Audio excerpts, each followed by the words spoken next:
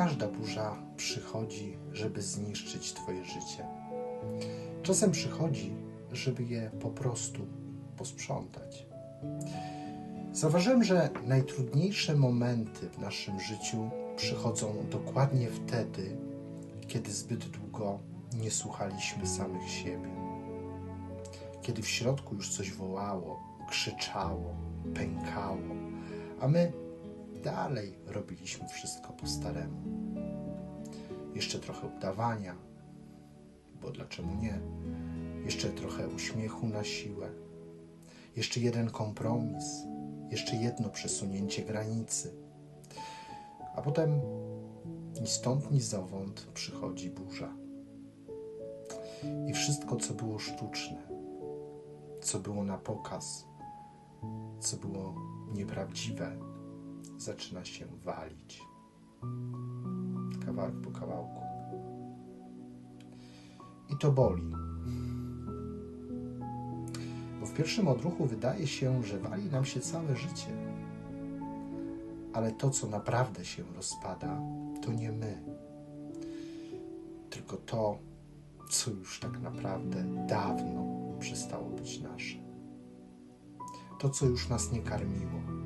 To, co już nas nie rozwijało. To, co już nas nie prowadziło, a tylko i wyłącznie niszczyło. To, co trzymaliśmy z przyzwyczajenia, z lęku, a bardzo często również z wygody. Pamiętam swój własny moment burzy. To był jeden bardzo krótki okres. Najpierw zdrowie, potem relacja, potem praca. Wszystko w zasadzie w przeciągu tygodnia. A potem jeszcze wiele konkretnych sytuacji wokoło tego wszystkiego, które pokazały mi jasno, dalej po prostu zwyczajnie tak się nie da. Przyszedł czas przebudzenia. Nie z wyboru, nie, ale z konieczności. I wiesz co? Dzisiaj jestem za to wszystko niezwykle wdzięczny. Mówiłem o tych wszystkich sytuacjach już w wielu nagraniach. Bo gdyby nie tamte pęknięcia, chociaż pęknięcia to chyba mało powiedziane, pewnie dalej udawałbym, że wszystko jest w porządku. Burza to nie kara, jak bardzo często nam się wydaje. To zaproszenie do prawdy. Do tego, żebyś w końcu przestał uciekać. Żebyś spojrzał na siebie szczerze. Bez masek. Bez udawania. Bez usprawiedliwiania siebie. Bez ściemy. W pracy z ludźmi bardzo często widzę ten sam mechanizm. Ktoś od lat żyje nie swoim życiem, ale dopiero kiedy zaczyna się walić, ma odwagę powiedzieć: to nie jestem ja, to nie moja droga, to nie moje życie. I właśnie wtedy zaczyna się coś nowego. Oczywiście nie zawsze łatwego, ale prawdziwego. Bo prawdziwa zmiana, ona nie zaczyna się wtedy, gdy wszystko idzie dobrze, kiedy jest świetnie, cudownie, bajkowo. Ona zaczyna się wtedy, gdy jesteś zmęczony ciągłym udawaniem. Gdy nie masz już siły trzymać się tego, co cię ciągle tylko niszczyło. I wtedy przychodzi burza, aby cię w tym tak naprawdę wesprzeć.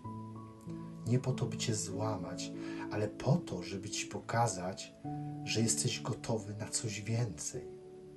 Że zasługujesz na coś więcej. Że jest dla ciebie przeznaczone coś o wiele więcej i coś o wiele lepszego. Czasem ta burza to rozstanie. Czasem jest to utrata pracy. Czasem choroba. Jak w moim przypadku. A czasem wszystko naraz. Czasem nagłe załamanie psychiczne, które ci mówi: zatrzymaj się. Popatrz, co robisz. Dokąd zmierzasz I po co tak naprawdę biegniesz? Ciągle biegniesz. Bo można żyć bardzo długo, ale nie być w ogóle obecnym w swoim własnym życiu. Można robić wszystko poprawnie, a i tak czuć pustkę. I można całe życie próbować unikać bólu, a przez to unikać również chyba prawdziwego siebie, prawdziwego szczęścia. Bo szczęście nie przychodzi w perfekcji. Ono przychodzi przez autentyczność. Myślę, że burze uczą nas niesamowitej pokory. Pokazują, że nie wszystko można w życiu zaplanować, ułożyć. Że nie wszystko pójdzie według konkretnego scenariusza, minuta po minucie, godzina po godzinie, dzień po dniu.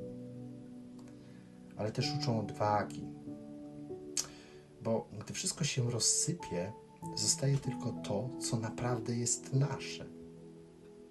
I wtedy można budować od nowa, z dużo większą mądrością.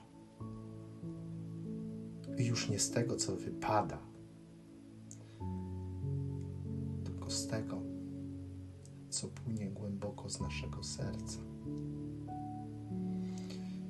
Jeśli teraz jesteś w takim czasie, nie szukaj natychmiastowych rozwiązań. Nie próbuj tego zasypać działaniem, ucieczką, kolejnym projektem, kolejnym szybkim związkiem, kolejną afirmacją. Usiądź. Zatrzymaj się. Zobacz, co się w tobie domaga uwagi, czego nie słuchałeś przez lata. Co próbujesz na siłę zatrzymać? To właśnie te pytania są początkiem nowej drogi, nowego życia, drogi do siebie, swojego życia. Bo burza nie niszczy tego, co prawdziwe. Ona tylko zamiata to wszystko, co jest nieautentyczne, co jest zbudowane na iluzji. Nie musisz oczywiście rozumieć tego od razu. Czasem wystarczy, że przestaniesz się zwyczajnie temu opierać.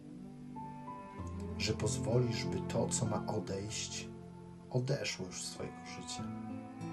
I że przyjmiesz niepewność jako taką cudowną przestrzeń dla budowania czegoś nowego. Może dzisiaj nie wiesz, co dalej. I to jest okej.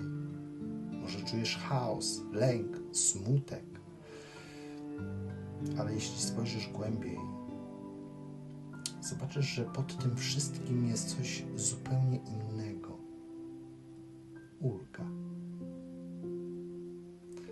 Ulga, że nie musisz już dalej grać tej roli. Że możesz być sobą. Nawet jeżeli nie do końca wiesz, co to tak naprawdę znaczy.